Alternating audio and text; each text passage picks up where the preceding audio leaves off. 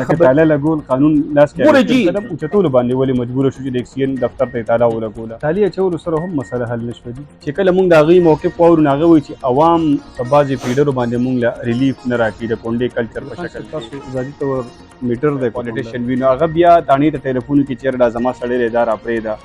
سیاستدانان په دې کې هم وابډې ته نقصان مینانو هم ښه پیسې ته واغشتې د وابډې اهلکارو هم ته پیسې واغشتې خلک په لوی لوی کوڅو ته ورسېدل. ادارو چې کوم د سرکاري محکمې دي دې دفترونو ته تالې لګول یو نوی کلچر انټروډیوس. بسم الله الرحمن الرحیم. دا خیبر ترجمان ټلویزیون قدرمنو کتونکو السلام علیکم. سنگر خان ما په 400 کې څو ورځې مخکې خبرونه راغلل چې آل پارټیز کانفرنس د بینر د لاندې د 400 د بجلو د اکسیجن دفتر ته تاله ولګېدله. سیاسي پارټیانې په دغه ایکسټریم قدم اوچتولو باندې ولې مجبوره شوې. په دې حالاتو باندې خبرې کوو. دا وخت موږ سره د عوامي نیشنل پارټۍ د ضلع 400 صدر شکیل بشیر خان عمرزی صاحب موجود دی. د دې نه به په دې عقله باندې تپوسونه کوو. شکیل خان عمرزی صاحب تاسو د وخت ډېره زیاته مننه کوم. سیاسي پارټیانې چې دي نو په آئین کې دننه هغې ته د احتجاج حق حاصل دی. د لوډ شیډینګ مسله په 400 کې ډېره زیاته رامخې ته. د آل پارټیز کانفرنس چې وایي که ستاسو پارټي هم شامله وه په دې ایکسټریم قدم اوچتولو باندې ولې مجبوره شو چې د اکسیجن دفتر ته یې تاله ولګوله. بسم الله الرحمن الرحیم. تاسو ډېره مهرباني. څنګه چې تاسو ته پته ده په ټولې صوبه کې او بیا خاص کر موږ به د ضلع 400 خبرې وکړو چې ډېر زیات لوډ شیډینګ او یا دی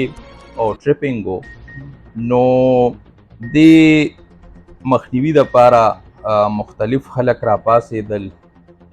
زه درته عوامي نیشنل پارټي یادوم چې موږ د خپل لاول جنرال سیکرټري شهزاد الدین صاحب په مشرۍ کې وفد جوړ کړو او د دغې وابډې مشران له ورغلل د جرګې په دغه چې یاره ډېر زیاته ګرمي ده او خاص کر موږ ورته دا ډیمانډ کوو چې کم از کم دا 3-4 میاشتې جون جولای اګست او اوس سپټمبر هم ډېر ګرم وي. دې کې تاسو د ولس سره لږ ښېګړه وکړئ لږ ریلیف وله ورکړئ او دا ټریپینګ او دا د حد نه زیات دا 20 ګنټې 13 ګنټې 22 ګنټې لوډ شیډینګ مهرباني وکړئ چې دا مه کوئ. بیا دغه هغوی ته ریکویسټ وکړو په هغې باندې څه عمل ونه شو. بیا زمونږ شهزاد الدین صاحب په مشرۍ کې یو وفد ډي سي صاحب له لاړ. ډي سي صاحب پکې ښه پوره دلچسپي واغشته. هغه اکسیجن هم راوغوښتو د وابډې نور مشران صاحبان هم راوغوښتل او لیټر یې مو وکړو چې یاره هغوی هم ورته وویل چې مونږ به کوشش کوو چې مونږ لوډ شیډینګ کې کمې راولو ټریپینګ ختم کړو. خو د بدقسمتۍ نه چې د ډي سي صاحب په مشرۍ کې کم خبره وشوه په هغې باندې عمل درآمد ونه شو. بیا د عوامي نیشنل پارټۍ په دعوت باندې یا د هغوی په مشرۍ کې مونږ دلته مختلف سیاسي جماعتونو دلته چې کوم ضلعي قیادت دی هغوی سره رابطه وشوه. ټول مشران د سیاسي پارټو هغوی په دې خبره متفق شو چې یاره دا ډېره اهم مسله ده د دې ضلعې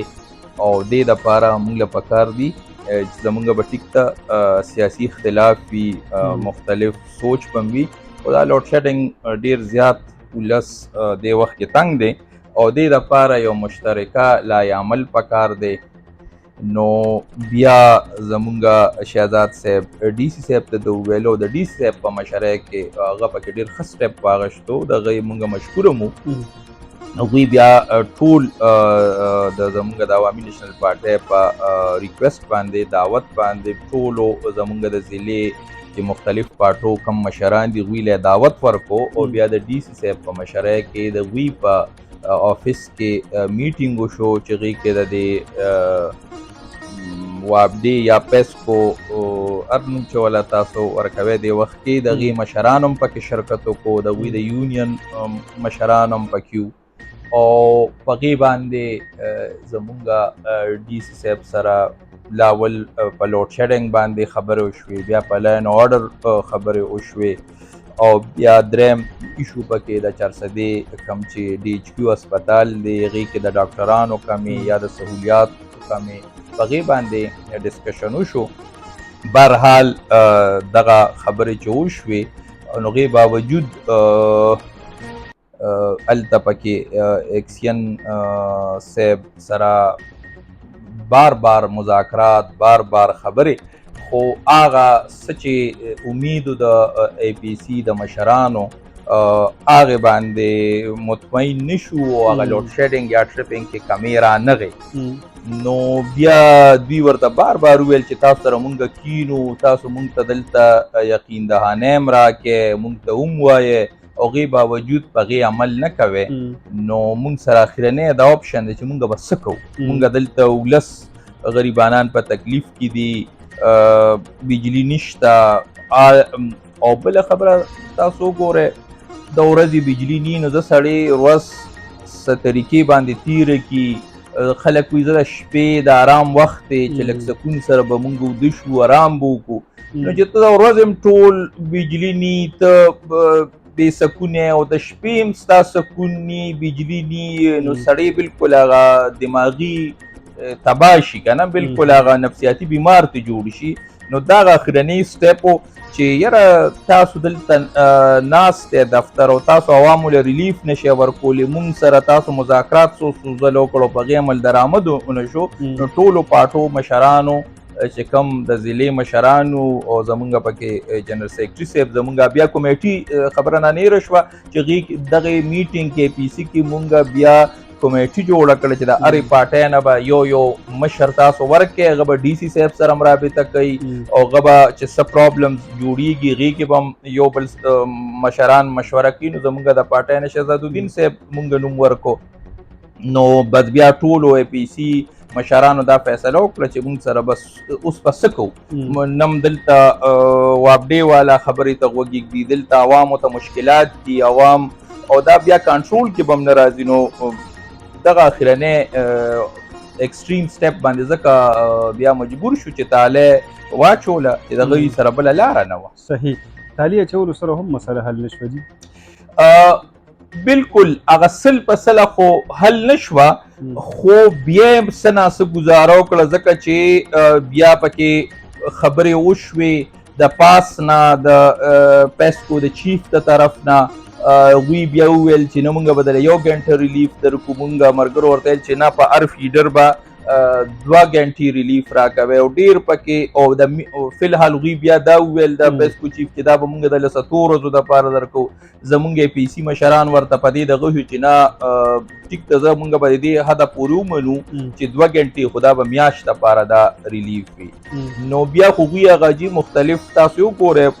په سوشل میډیا باندې راغلي دي، او په 26 یا په 20 فیډرو باندې هغوی 2 ګنټې ریلیف هم ورکړو. نو اصل پسله خو ټیک نه شو، خو بیا مختلف چې په هر فیډر باندې هغه ټیک شوي ني یا هغه 100% ریلیف نه میلاو شو، خو ډېرو خلکو ته پکې ریلیف هم میلاو شو. هغه ټریپینګ اوس هم لا شته، 100% نه دي ټیکه، خو ګورو څو ورځې چې ټیک نه شو. نو بیا به دا خو ګوره احتجاج لاول خو زمونږ کوشش دی چې په خبرو اترو باندې نو مونږ ورشو، وخت په صورت کې ولا ورشو. مونږ دلته چې کم افسران دي هغوی له په نوټس کې راولو، او چې دغه باندې عمل درآمد نه کېږي نو بیا څه لار ده؟ بیا خو همدغه احتجاج دی، همدغه سړکونه بندول دي، همدغه تالې وال دي، بله لار بیا نشته. او بیا مونږ ورته دا هم ریکویسټ وکړو، زه بیا خبره ریپیټ کوم چې یاره تاسو مونږ له کم از کم چې نور نشئ کولی 3-4 میاشتې خو مونږ ریلیف راکړئ که نه، 10-12 ګنټې خو تاسو مونږ له بجلي راپرېږدی، دا 10-12-14 ګنټې زه خیر دی، دا به در سره مونږ بدقسمته قوم وو چې مونږ به در سره ومنو. بدقسمتۍ ته بل هم وګورئ، په کار خدا دی چې زمونږ صوبه بجلی پیدا کوي، آئین هم ستا د پاکستان وایي چې کم ځای کې دا پیدا کیږي قدرتي نو هغې باندې ټول نه مخکې د هغې اوسېدونکو حق دی. مونږ له الله تعالی پاک اوبه راکړي دي، سیندونه راکړي دي، او مونږ ته دا سهولت دی چې مونږ دا اوبو نه بجلي جوړو، او خدای پاک مونږ له دومره لوی مقدار کې اوبه راکړي دي، او د اوبو نه بجلي ارزان ترینه بجلي ده، او دا الله تعالی دا دغه مونږ له راکړي دا نعمت. او هغې باوجود څومره د افسوس خبره ده چې مرکز زمونږ بجلی مونږ نه په 2 یا 2.5 روپۍ یونټ والي او بیا په مونږ باندې 80 روپۍ باندې هغه زمونږ بجلی خرڅوي، نو دا دومره بجلی هم ګرانه شي. پکار دي چې دوی پکې ډېر ګټه کوي، دغه له 70 روپۍ چې یونټ دوی ډېر پکې ځان له ګټه کوي فلانکې کوي، نو پکار چې له 70 روپۍ یونټ زه خرڅوي نو بیا به ګزاره کیږي، خو دوی 80 روپۍ په تا واپس ستا بجلی په 2.5 روپۍ یونټ تا نه والي او ستا هغه بجلی په تا باندې په 80 روپۍ یونټ خرڅوي. لاول خو پکار دی چې زمونږ د خپل چې څومره زمونږ بجلی استعمالیږي هغې نه 2 چنده بجلی مونږ جوړو، نو پکار خو لاول دا دی چې زمونږ خو دلته لوډ شیډینګ برای نام و، خو بیا هم زه مونږ بدقسمته قوم و، مونږ پښتانه خاص کر خپل حق دپاره آواز نشو اوچتولی، زمونږ ولس هغوی ته د خپلو حقوقو پته نشته، هغوی ته دا پته نشته چې الله تعالی مونږ له قدرتي طور باندې څومره وسایل راکړي دي چې دې کې مونږ د یووالي مظاهره وکړه، دې کې مونږ د اتفاق او د اتحاد مظاهره وکړه، نو زمونږ د صوبې عمره مالدارو صوبه نشته. خو زه د بدقسمتۍ نه مونږ هغه نشته، نو دا لوډ شیډینګ مونږ ذهني طور باندې منلی دی، نو مونږ وو چې کم از کم زه له 7 ګنټې خو مونږ ته بجلي را پرېږدی که نه، نو دغه خبره شکیل خان صاحب تاسو د ټسکو نه یا د ایکسین صاحب نه د ریلیف مطالبه وکړه، چې مطالبه راکړي هغوی چې کله مونږ د هغوی موقف واورو نو هغه وایي چې عوام په بعضې فیډرو باندې مونږ له ریلیف نه راکړي د کونډې کلچر په شکل کې. کونډه دونه زیاته چې تقریبا په 400 کې 35 to 40% دا کونډه استعمالیږي. هغوی وایي چې زمونږ مجبوري ده مونږ د کم ځای نه دا ریکوري وکړو. ګورئ جی لاول خو کونډه لږ به شاته لاړ شو. کونډه خو چې دلته چا پیژندلې ده، خو هم د دې رونو په برکت یې پیژندلې ده چې د وابډې والا یا دغې محکمې والا مشران یا د هغه ځای امپلویز عام سړي سره نو ملو شي، نو عام سړي دا جرت نشو کولی چې هغوی کونډه اچولې وه. هغوی له به پیسې ورکړې، هغوی به اجازت ورکړو،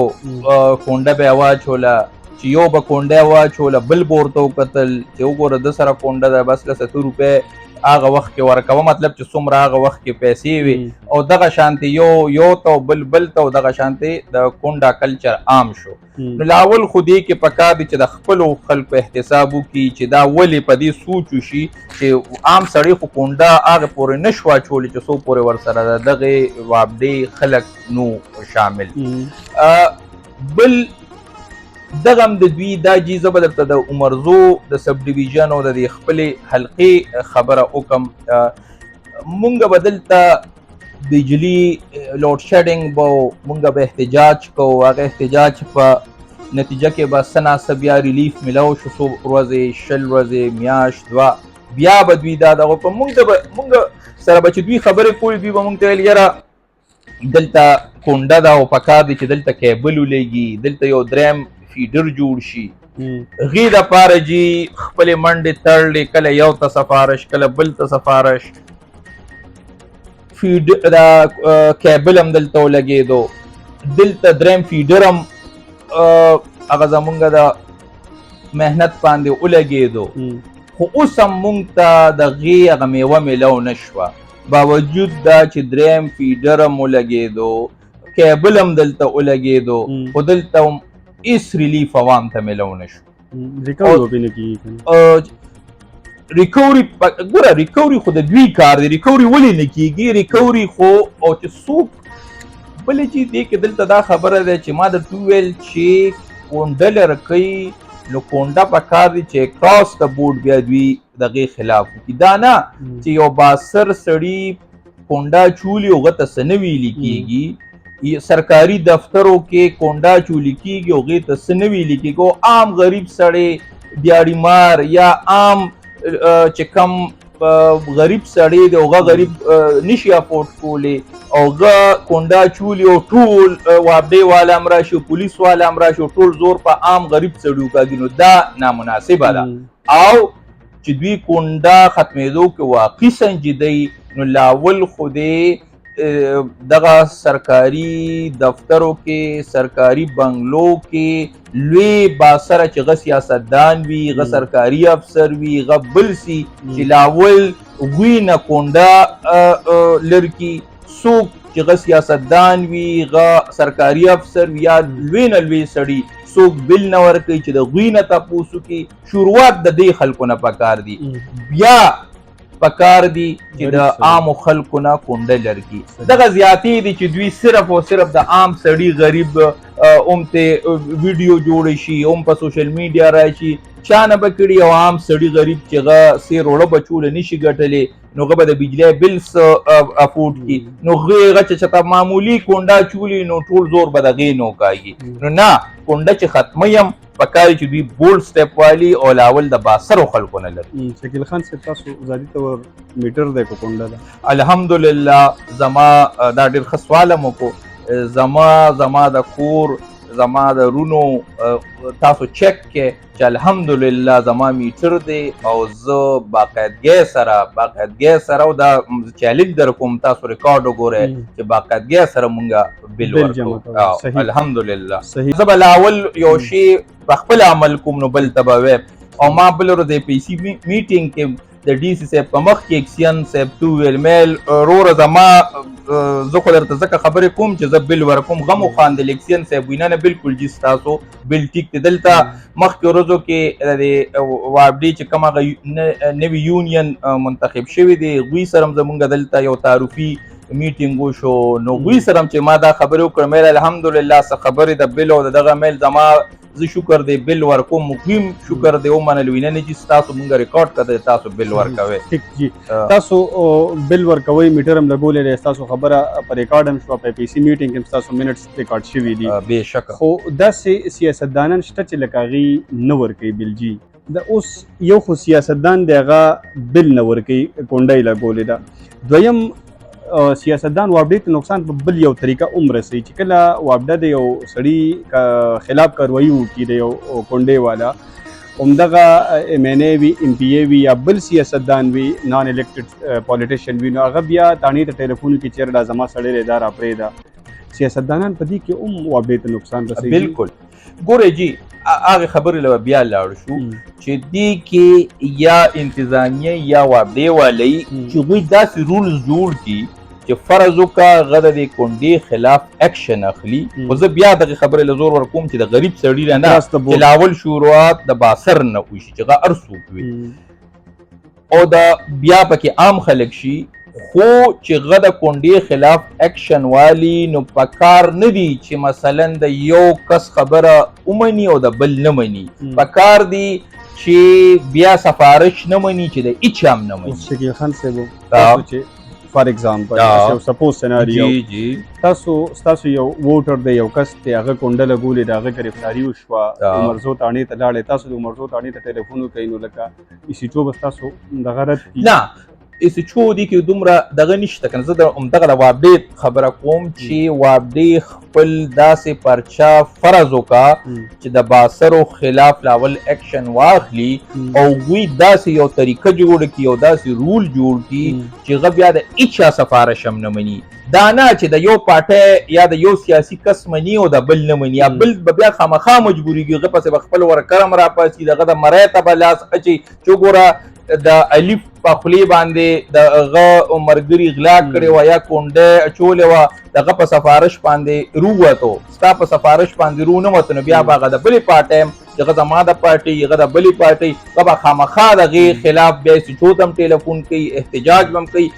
دغه شانتې یو طریقه کار دی جوړ کی چې لاول د باسرو خلکو او بیا د عامو خلکو خلاف چې دوی دا کونډه کوي دغې خلاف ته اکشن واخلي هغه د بیا کراس سپورټ والی او هغې کې د بیا د هیچ هم سفارش نه مني چې هغه د هرې پارټۍ هر سیاسي غړي وي او د هغې سفارش کوي چې هغه بیا نه منلي کېږي نو چې مثال د بل نه منلي کېږي زما به هم نه منلي کېږي زه به هم مطمئن یم زما د ملګري به هم مطمئن وي چې یاره د پلانکې پارټۍ والا ورغې د غیم ونه منله د پلانکې پارټۍ والا ورغې غیم ونه منله نو ټیک ده بس چې زما یې ونه منله ټیک ده خو چې هغه وخت کې د بلې پارټۍ په ضد کې هم راشي هغوی خپل توهین هم وګڼي چې وګوره د پلانکې پاټی کس چې و دغه په خوله باندې کونډې والا هم پرېښودو، تاڼې نه هم روغ کو، ما ورته سفارش هم وکړو، ما ورته مینت هم وکړو، زما په خولې نښ کړو، دغه بیا نه کېږي. یو شانتې قانون به جوړی. تاسو وایئ چې دې سره لکه د سیاسي سړي هم بیا د ووټ په شکل کې نقصان کېږي. بالکل بالکل. ډېر خلک زمونږ زه نوم نه علم زمونږ حلقه کې چې دا کم نن سبا امپیګان دي دا هم د دې کونډې د برکت نه دغه شوي دي. سیاست شروعات هم دغه نه کړو چې د تاڼې ټوټ سو، د تاڼې د ټوټوب نه شروعات کړې وه او دغه خلکو له بیا چټونه ورکول، کونډه ولګوه کونډه ولګوه او بس خلکو ویل چې ما ته وروره فری بجلي ده، ما له چټ راکړي کېږي چې او لاینمینانو به هم ښه پیسې ته واغشتې، د وابډې اهلکارو به هم ته پیسې واغشتې، خلک په لوی لوی کوڅو ته ورسېدل. بدقسمتي ده دا. صحیح. شکیل خان صاحب یو سوال د دې تالې لګولو سره کنیکټ کوم، بیا به بل سوال ته راځم. دې ته څنګه ګورئ په تنګي کې څو میاشتې مخکې د ایجوکیشن چې کوم ایس ډي او دی د هغه افیس ته هم څه کسانو راغځی لوکل چې کوم خلک دي هغوی ورته تاله ولګوله، هغه هم پالیټیشنز دي، سیاستدانان دي، دلته کې دا تاله هم ولګېدله. څنګه ګڼئ د دې ادارو چې کوم دا سرکاري محکمې دي د دې دفترونو ته تالې لګول یو نوی کلچر انټروډیوس شو؟ ګورئ جي هسې بیسه چې څوک تاله لګوي یا هسې بیسه خپل بدماشي کوي نو دا خو غلط کار دی، دا خو چې هر څوک کوي د هغې غندنه پکار ده. خو سرکاري افسرانو صاحبانو لم لږ سوچ پکار دی، لږ د عامو خلکو عام ولس له لږ ریلیف هم ورکول پکار دی. دفترو کې ته ګورئ چې د عام سړي څه حال دی. سره ستاسو سوال کټ کوم چې یو سړی یو سرکاري افسر له راځي او د هغه نه ناجایزه مطالبه کوي او بیا بلیک میلینګ شروع کړي، نه بالکل جی تاسو هغې باندې بیا په بلیک میلینګ هم ونه شي او بیا تاله لګوي. نه ما خو تاسو ته مخکې وویل که نه چې یا د غلط مطلب د پاره یا د بدماشۍ د پاره یا تاسو پکې د بلیک میلینګ لفظ هم استعمال کو، دغې د پاره کوي نو دغه غلطه ده، دا چې هر څوک کوي. خو چې کله یو ستا جایز مطالبه نه پوره کېږي، عام خلک عام ولس دفترو کې ذلیل شي، د هغوی هغه جایز حق نه میلاویږي، هغوی مطلب د یو سیاسي خلکو پسې لاړ شي، هغه هر سیاسي پارټي یادوم، نو دغه بیا اخرنی حل د څه به کوي، مطلب دغه احتجاج دی که نه، احتجاج دی. دغه مثال ګوره افسر تا نه جي تختی خان صاحب غیر آئینی احتجاج دی، غیر آئینی خو ورته داسې نشي ویلی، خو ما درته وویل که نه زه بیا خبر تاله لګول قانون لاس کې ګوره جي نو دغه خلک هم قانون په لاس کې اخلي که نه. ګوره ستا ته خو چې کله سرکاري نوکر کېږي، سرکاري افسر کېږي، دا ستا فرض دی چې ته به د عامو خلکو له سهولت ورکې جایز، زه ناجایز نه یادوم، چې عام عوامو ته څه مشکلات دي هغه مشکلات په حل کوي، د هغوی پرابلمز په حل کوي. اوس بدقسمتۍ نه په پیسو باندې هر څه کېږي او دفتر کې چې څوک پیسې ورکوي، رشوت ورکوي، نو د هغوی کار کېږي. خو د عام سړي یو جایز مسله به وي چې هغه پیسې ورکولی نشي یا نه ورکول غواړي نو د هغوی به کار نه کېږي، یا مثال داسې ډېر مسلې پیښې شي. نو دغه بیا اخرنی سټیپ ما درته وویل که نه چې ته خلک دیوال ته شاته مه لګول پکار دی، چې ته شي دیوال ته خلک ولګې ملا ورله ولګې نو بیا هغوی سره څه د هغې ریاکشن به راځي، هغوی سره بیا څه لاره پاتې شوه. شکیل خان صاحب په یوه خبره باندې ذاتي طور زه ډېر امپریس کړم چې تاسو بل ورکوئ او د هغې باقاعده ریکارډ ماشاءالله زه په ذاتي طور امپریس شوم. یو شروعات یو بل مثال تاسو ذاتي طور باندې ولې نه جوړوئ چې یاره که فرض که ستاسو یو ووټر وي هغه د کونډې په ګرفتاري وشي په دغه کنټیکس کې تاسو له راشي چې یاره ما له تاڼې ته کال وکړه زما ورور پلار وغیره په تاڼه کې دي او تاسو ورته ووایئ چې یاره ویري مچ سوري نشم کولی، که دا شروعات ستاسو نه وشي او دا نور خلک ستاسو نه یو مثال ستاسو فالو کړي نو څه ډېره غټه تبدیلي به رانه شي؟ جي تاسو ما ته مخکې خبره وکړه، بیا لږ په تفصیل کې درته کوم چې ما اوس هم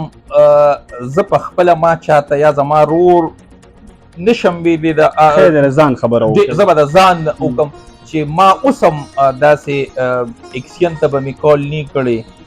ایسې چو ته به مې په دې باره کې کال نه کړی چې په کونډې کې راغلي دي ډېر خلک راشي. او زه ورته وایم یاره څوک وي دغه وکړو به ځان ته دغه زه دغه ویلی شم چې ملګرو به م کړي د پارټیو ادارانو به م کړي دغې نه شک نشته چې زه خو وی غریبانان ما درته وویل که نه چې خلک وی مجبوره شي او ما درته وویل چې د کونډو باندې او پتاڼې په ټوټ جوړېدو باندې خلک لوی لوی کورسو ته د بدقسمتیانو رسېدل. زه دې ځای کې یو کمنټ کوم چې کم خلک زموږ دا پروګرام ګوري خصوصا سیاسي خلک که هغه منتخب مینیز دي او که هغه نه دي هغې لپاره د شکیل خان په شکل کې یو ډېر لوی مثال موجود دی چې دله د خپلې حلقې یو ووټر راشي هغه ورته وایي چې یاره زما پلار کونډې په کنټیکس کې او دته وایي چې یاره ما د کالو کتاڼې ته ده ورته انکار وکړي نو تاسو هم انکار کولی شئ دا هم زموږ او ستاسو د ټولو ملک دی دلته کې چې مونږ بل ورکوو دا ملک په ترقي کوي او چې کله مونږ ټول په شریکه باندې دې ملک ته ترقۍ سوچ وکړو دا ملک په اله ترقي کوي.